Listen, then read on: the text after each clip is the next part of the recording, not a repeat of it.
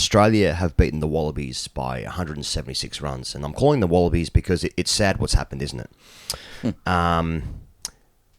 This is nothing short of a disgrace.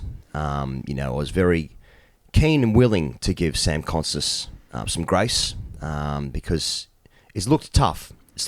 But if you're misfielding balls when a record is on the line, I'm sorry, heads have to roll now. It is time. At the same time, this Australian team just doesn't get it. They just don't get it because now they've won so well in such farcical and wild fashion that this is now void. This now means that the Wallabies aren't good, and that this whole thing, this whole series, a clean sweep that puts them on top of the World Test Championship table, which we can't figure out, means nothing. So these guys just continue to not get it. I'm waking up and I'm heartbroken. I'm watching the highlights. I'm not gonna lie to you. I'm watching that over and over again. I'm seeing some good numbers. I'm seeing a scorecard for the Wallabies. It looks like a phone number, but I'm not happy, Pezza. I completely echo those sentiments, mate. We've been asking for more. Yeah. We've wanted more. Yeah. Now we've been showered, and we're asking, is it too much? Was it too much? Is too much? Are we? These bastards now forcing us to dance on the grave of West Indian cricket. That's sick. But I got to say, my eyes were bulging out of my head watching that first session before lunch. The numbers, fuck Queen of the Nile. It's feature after feature after feature. I was one of those kids at playgrounds with those fucking spinny things just going.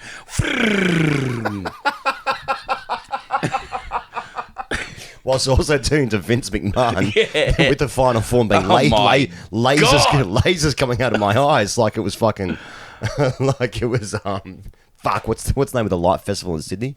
Vivid. Yeah, that's right. Yeah, fucking Cyclops just everywhere. Turn into fucking Optimus Prime. Yeah, exactly. Yeah. So that's what's happened. Yeah, it's like schoolboy stuff. Yeah, I mean, one thing about the West Indies being bowled out for 27, and I think we should just say some numbers out soon and some things for some feelings. But I wonder what would have happened if they actually had to face the night session when it was hardest to bat. I think they were trying to see it out, weren't they? Deary me. What a mess.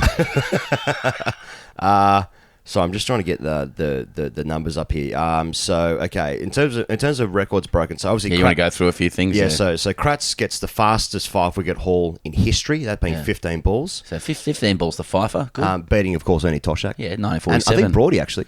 Brody's in there. Yeah. He's good, isn't he? Yeah. And Scotty Boland. Scotty Boland's been upstaged with a hat trick, by the way. Oh yeah, I forgot about that. No Australian's done that in 15 years. It's just like, I don't know if you're going to play next test, brother.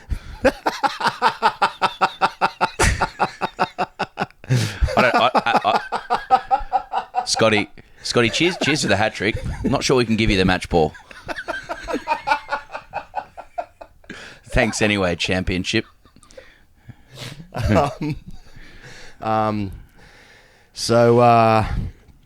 Career best figure 6 for 9 for Kratz, 400 Test wickets. Yeah, cheers, thank you. After 100 games, so that's basically 2 wickets a Test match. As much as we deserve. Kratz at the end of the game saying, I am coming around to pink ball cricket. I'm a traditionalist, but I can see that it's got its place in the game. That's 4D. Barrel, the 10th player to get a hat trick. There was 7 ducks. Yeah, Campbell, Anderson, King, Chase, Joseph, Warwick and Seals. The highlight for me, Kevlin Anderson's review. Mitchell Stark, we're going to get into that in a second.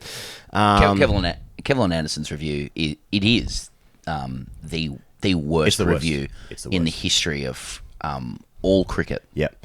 Yeah. And the fact that whatever the conversation was happening with whoever's at the other end, took it all the way down to the 15 seconds. Like he just got the review in. Yeah. And at no stage was anyone thinking like, oh, yeah, maybe. Yeah, the mental gymnastics must be studied.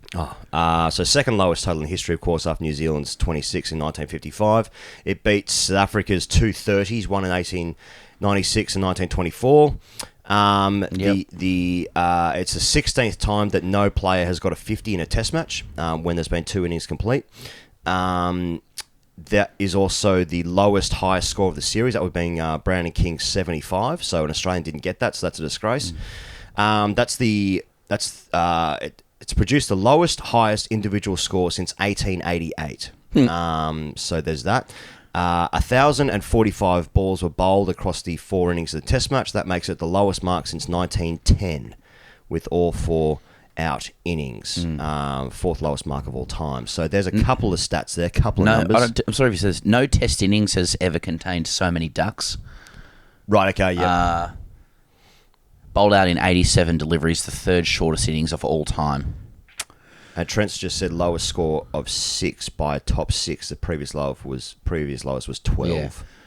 Yeah. I still think Constas has some technical issues to deal with the blade. That is true. Yeah, they did like. It is funny with Constas how it's like, they're like, we'll open with Travis Head in Sri Lanka, and I thought that was probably a good call. Australia need to win those games to make the Test Championship final, which was a disgrace as well. Mm-hmm. But they're like, he can fill his boots in the Windies, and just kick it off. And it turns out it's the hardest series to bat in the history of the game. There you go, mate. You're done.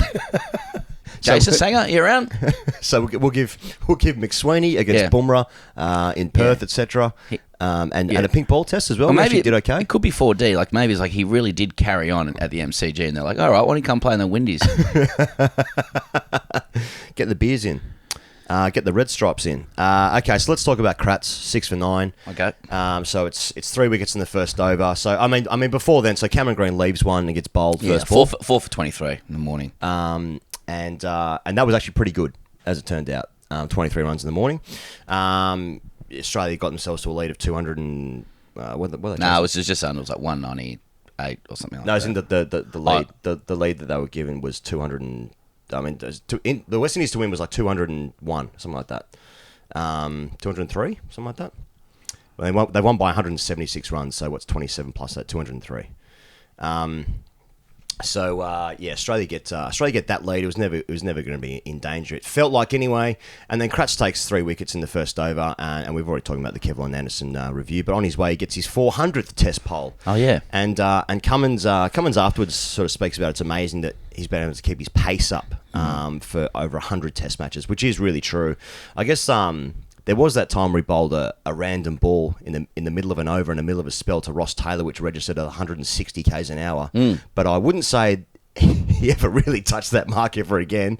But that was just a really quick ball that was bowled. Like when he came into the side, it was more 150s, but like the pace consistently at sort of mid 140s these days is remarkable. Seems to be getting better and better. I think we've been saying the last little while. It feels like the last probably 12 months, he's been just about at his best ever, I reckon. Most consistent. He's always been a strike bowler, right? His Test average is the lowest it's ever been. Okay. It's low 27. Let's see if we can get a 6 there. Oh, yeah. Obviously, we'll all work on that. I mean, it's just... it's about as elite thoroughbred as it comes, isn't it? I mean, it's Olympian family heritage. It's, like a subtle resilience that he doesn't wear, on his sleeve, gets himself right for his country. It's taken 400 Test wickets and 100 tests for people to start waking up to the fact that Stark has a fuck ton of ticker in him. Yeah. Which wasn't helped by certain comments early on in his career. And he's an ode to longevity. That rig is just unsurpassed. He's getting better with age. And then this morning, as hectic as the whole thing was, we've just watched his whole career, every first to second to third or fourth over, just going like, I hope he can swing it in at the stumps or the pads. and sometimes he can more. He seems to be doing it more and more now. and this morning I suppose it was apt, at this milestone game that like he just got it completely right, and in very conducive conditions, and you don't always get that in Test cricket. I mean, we've all seen Stark hammer away in tough conditions as well, and it's not good. So he's done good while the going was good, but this morning it was like it's like hooping a meter at 145 k's with a pink cake, and it's like, well, he kind of deserves it. So yeah, play on. So the first ball of the innings to John Campbell is just. It's just like the perfect ball to like a lovely little feather through to Joe Ingles with the gloves on there. Josh Ingles, I think. With Kerry obviously preparing the song whilst concussed. What happened there? I suppose Kez can sing it still, can't he? Yeah. If he remembers the words or his own name. So, and Nathan Lyon wasn't playing, so, what happens? Fascinating. And then, like, that first over, it is amazing because how good those balls have to be given that everyone knows exactly what he's trying to do, and yet, when it happens, it's still so untouchable. Like you said, I've said it before, but, like, his highlight reel, Stark, is probably better than anyone's currently playing. Doesn't mean he's the best player of all time. It's just like the highlight reel is just unbelievable and so satisfying. And, in terms of, you reference like a very significant and influential figure in Australian cricket who just didn't rate him, basically, and the body language therein, which needs to be, investigated. And studied. He is a guy that has consistently put Australia first and Test cricket first. And it is the greatest reward to get 100 Test matches first and foremost, probably, but then 400 poles, and he's on his way to obviously a stack more, given the wickets are pretty similar to the West Indies. Like the wickets are similar in Australia to what they have been in this series. So he's on his way to many more. But he's like, he left the IPL to try and get ready early for the World Test Championship. Extenuating circumstances there, of course, but consistently puts Australia first, and that makes me feel good, especially when it's hooping around corners. It somehow gets like dip. Like in this first over, it was like dipping and swinging. Do you know what I mean? Not really. It's just like the. I suppose it's just late swing. It's late, I guess. Anything else on Kratz? I mean, so much of it's been. How do you say something new? Yeah. The man is receiving his flowers. All these bowlers at the end of their when you spend your career just amassing incredible statistics, just towards the end, Australians might sort of have a sideward glance and go, "You are good, you're a good player," and he's getting that now. 400 poles, 100 matches, and he's going to have some incredible numbers next to his name now when the stat lines come up. And it's all that he deserves. Again, shout out Cricket et al. Their podcast this morning, I think it was Peter Gideon, I can't remember, talking about the four quicks, standing there and getting a photo at the end of the game and kind of comparing. I never got to see the Great West Indians bowl, and I suspect they're the apex predators of bowling, but of quick bowling. But that photos like that will gain like gravitas through time. That it is an incredible quartet, and I also note immediately now the press articles are about whether Australia should play four quicks in every Ashes test, which is a non-starter. But every time these guys play, it seems, unless conditions are extremely flat, they do the business. I think I saw the photo. It was like 1,068 wickets and a Test hat trick now in there. Plus, they've won every single trophy there is to win. So, yeah, I guess it was pretty good. Yeah. Although... what happened on day 3 at Lord's? When it got inexplicably flat for a bit. Yeah. You've got to look up, not down. What was I going to say? No, I forgot. Kratz, good. Yeah, Kratz. Oh, yeah. Kratz good will take it, hook it to veins intravenously. Also, really, really enjoyed how upset he was with Consis still dropping catches at third slip. And then that misfield when they were on 26, which was fucking village, to be honest. And he was still fucking annoyed by that. The camera panned to Cam Gray and he put hands on his head, couldn't believe it. He was like, oh no, we can't get the record. And I think that is warranted. Now, Barrel gets a hat trick. It certainly does, yeah. So, and they said you should have celebrated more. He was like, I don't know. So Which is basically, I think, how a lot of Australians feel watching this stuff. Like, it feels amazing. Like you're sitting there and like the dopamine hits with every wicket are just are unbelievable. But that I still feel like we'd be at home going, yeah, great, good. So it should be. Mate, I feel like anytime they played a forward defence and actually hit it, I was like, Yeah, that's exactly how I felt as well. One authoritative stroke. Like, Cummins, we're warming up. Paddy, next one. Paddy. Next one. Talking to your own laptop. Paddy, doing the country farm whistle, which I can't do. Camo. Didn't get a wicket, that ball. We are blessed.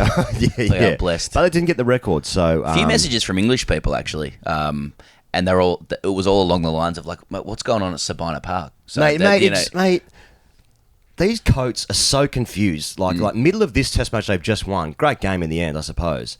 Like, they're just like, nah, I just can't see how we win a game. And now, like, Australia's just bowled a team out for 27. It's like, fucking hell, what was doing over there? By the way, your top three shit. Yeah. What do you reckon, guys? Piecing any of those puzzles together, or... I'm getting upset at myself now. Anyway, so Barrel gets a hat-trick. Well bowled. Mate, every time this guy comes into the team, he's the best bowler. Now, as you rightfully said, doesn't get the match ball. Yeah. No, should he? That'll go to Kratzy boy there. Yeah. Hey, Kratzy. Yeah, Kratzy boy. Go on, Kratz. Kratzy. Aristocrats. Kawaj had that in his Insta story. Oh, really? Yeah. I was like, oh, is that the etymology of the nickname? No, it's just stuck backwards. Aren't you, Kratz? Usman's like, he's really proud because he calls that a Kawaji. Like when he's created a nickname, so yeah, he's really proud of that, and he also should be proud of his 300 balls he faced this series. In hindsight, I didn't need to hear that. Yeah, that one's a Kawaji. Howdy, Kratzy boy. See my like Genie 3 Wishes. I'm in the sheds just observing the song, sitting by myself, and just going, "Can't Kratz, can't Kratzy boy." Yeah. Well, did Elisa confirm that he walks around the house by himself saying that? Yeah, that's right. Jumps on his ride-on mower. He's going, Kratzy! Anyway, so that's Scott Boland. Yep.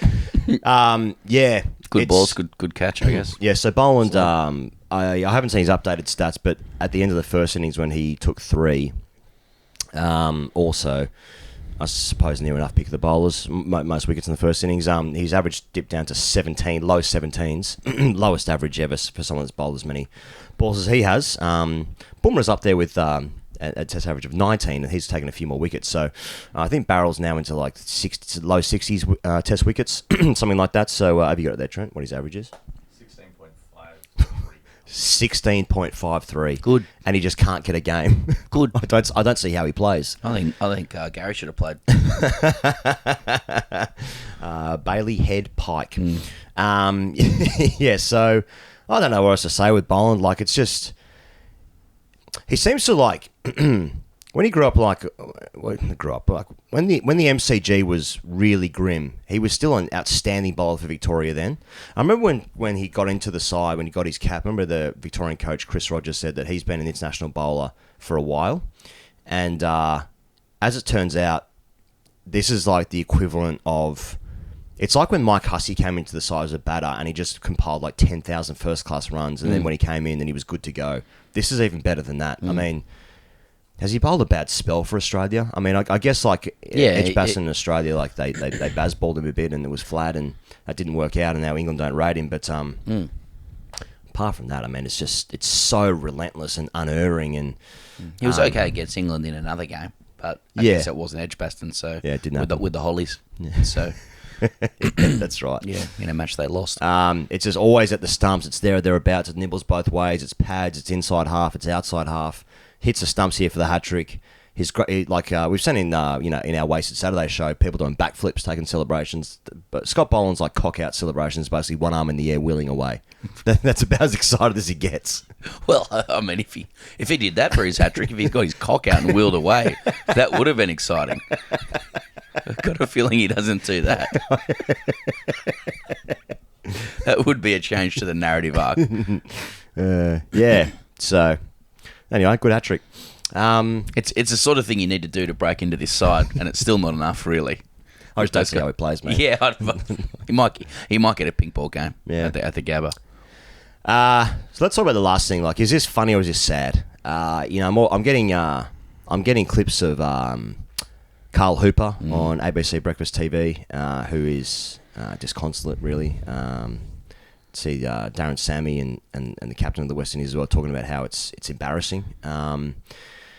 Like, all these things are true. I suppose that the West Indies batting is not good. That is also the truth. And like they might have seen. I'm not sure how much they're in cahoots with the ground staff, how they wanted to play, but that maybe they felt that the best way for them to win games against Australia was to enhance their conditions for their bowlers, which are outstanding bowlers as well, and put pressure on Australian batters, and then maybe do the business with the bat. They haven't been able to do that second part, of course, but I think both things can be true, aren't they? It's just Australia are just a better team, and these conditions are outrageously difficult. Where it's not dangerous. I mean, it was kind of dangerous last night a bit when Kez was getting hit in the head and stuff. It was dangerous last night. I mean, Ian Bishop was on comm saying he could tell that Steve Smith had a mortal fear. Yeah, and this is one of the greatest to ever do it. Yeah, it was dangerous. It was a ridiculous game. Mm-hmm.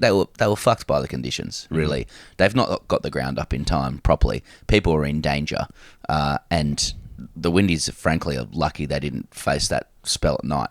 That is sad. I think all the boards came together to try and get this game going, and there was a lot of positivity about it being a 3-test series as well, which is not what you usually see with the West Indies. And I guess this is the flip side of that, where the Windies haven't been able to go with Australia in these tough conditions, and they've suffered a humiliation that ultimately is existentially worse than whatever laughing we do about the numbers that Australia have amassed. Like if you want to squint a little bit and go, well, they carried on a bit in the game, therefore it's all good, that's fine, but that's superficial. I mean, really, it's it is hard to look past the existential meaning of results like this and those questions about whether Australia will ever tour again. You can see that it's a meaningful thing. Like there are so many people living out bucket list dreams by being in the West Indies because of how good cricket has been there in the past. But the anecdotal evidence from reporters there speaking to locals is that a lot of locals don't want to go anymore because they're sick of seeing them beaten all the time, and humiliated. So yeah, it's another nail in the coffin for it, sadly. And I know people are trying their best over there, but the pink ball Sapina Park, it's worked against them. That it has, because it's thrown up something like this, which is really, it really just is the rubber hitting the road on the viability of the West Indies playing Test cricket. They still have series ahead though. I mean, I saw the Carl Hooper clip as well. They've got India, they've got New Zealand. That'll be tough for them as well.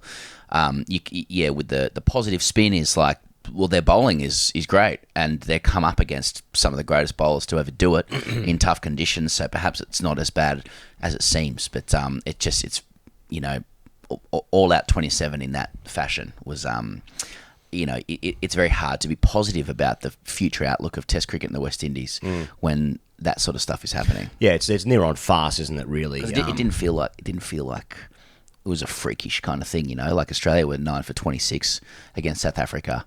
And it was like, we're not questioning the future of Australian cricket based on that. This was just like, these can't do it. These aren't up to it in these conditions. It was honestly like an international side playing against threes, like genuinely, which is really disrespectful. But yes, I mean, I'm guessing that Australia's won a close game by 176 runs. Yeah. I'm guessing that they've played this day-night test match because they're just desperate for TV revenue. So obviously in Australia, that means that most of this game will be watchable at least. So try and get some ad revenue there, because we spoke about there's some speculation about how much money the West Indies were losing by even hosting this series. Broadcast rights not really meaning a lot because the first two test matches were on at nearly unwatchable hours in Australia. So that's no good. So then they get a pink ball test match for at least some ad revenue in the Caribbean and also in Australia, and turns up that two and a bit day test match and farce, really. So all looking pretty good, really. Hey, here's some ads. All right, AskTGC. As suspected, there's a couple of replies coming in. I think we're at to about 70. Stark's send-off completed me at 7:45 in the morning. Yeah, how are you, Kratz? Geez, there's a lot of there's a lot of this is unreadable. I wish my dad was as close to me as George Bailey is to the players. Yeah, big question marks over Bailey after this. 27 club stuff. Does Constance have to go back to the under-11s or can't get to work? Peter's still stuck to my bed sheets. Gas truck. I mean, that's not a gas truck. I mean, chasing 200 on a impossible deck with a pink cake. That is not a gas truck. That person's embarrassed themselves. Nice of Boland to chip in with a hat trick. Pretty clear what's going to happen in the Ashes now. Fuck it. I'm actually glad we don't play again. I mean, after England's got 2 more test matches, but like every single spell, every hour is like we're just trying to figure out what's going to happen for the Ashes, and it's like 6 months away. Mate, it's exhausting. The anticipation ahead of that first game is it's going to be froth and bubble. Like people will have rabies. They'll be frothing in their mouth that much. Kratz with the pink, Boland in the stink. Muzz, how are you, Muzz? Are we good with changing all the upcoming Ashes tests to pink ball fixtures? Much better for TV and less sunburn for the shirtless backpackers who compromise the English travelling fan base. Comprise. Who says no? Well, I don't know. Probably Usman when he has to face Mark Wood and Jofra with a pink one. There's probably that as well. How's curtains going today? Yep. What's better, install a Ream or Lubemobile will come to you? Interesting. A couple of good songs there. Constance let through an edge. Yeah, that's a really good question, actually. Constance let through an edge for 4 runs to get the Windies off the mark, dropped 2 catches, then a sloppy misfield to let them go past the lowest all-time total. If we had a wheelie bin at 4 slip instead of, would we have rolled them for 22? I actually think the fielding performance is the straw that breaks the camel's back, because it's like men and boys stuff. It's a bit like it's like one of the players' sons was fielding. yeah. Like that. It's kind of how it felt. Yeah. As pigeons coo behind me. Yeah. But yeah, it was like whose boy is this? Like, why is he at 4th slip? Like, can we just move in the square leg or something? It's honestly like that. Like it's like, man, his mum's not around. She couldn't babysit. She had to work today. Yeah. Yeah. Anyway, if he doesn't play 100 tests and average 50, I'll be marching. But still.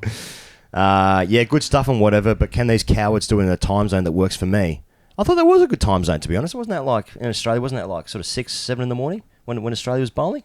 Maybe that's persons in Mozambique. Yeah, that's a good point. My dick feels hilarious. 6-0, fuck off. Hat-trick outweighs 6 for 9, so is Barrel the alpha because he'll get the ball mounted on a trophy at presentation night. Yeah, okay, yeah, so... It'll be interesting to see how that plays. Yeah, how is it going to work out? A bit of stuff about Cut it in the middle. Essendon's injury crisis. The boys just did the thing. The boys did the thing. Yep.